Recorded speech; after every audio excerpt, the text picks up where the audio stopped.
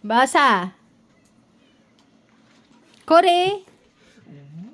Bata pa lang ako, kasama ko ng aming alaga asong si Bantay.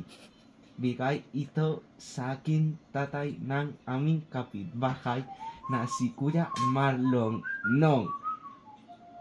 Ako ay nagdiwan ng aking karahawan.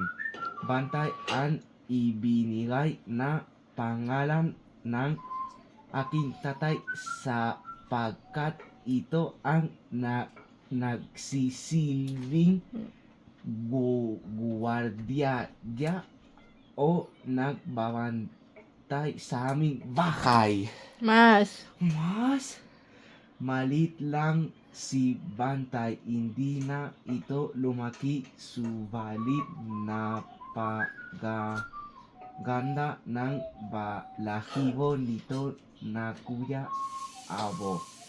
Kung titignan mo, akalain mo may kakaibang lahi.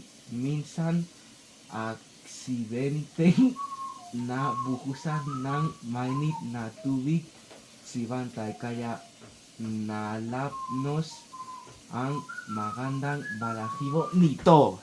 Ano ibig sabihin yan? Pues que se cayó. In Tagalog. Claro que no. Se le cayó agua caliente. O tapos, anong nangyari? Pues que ahora es bonito su pelo, ¿no? Natapunan na nga ng agwa o. No sé.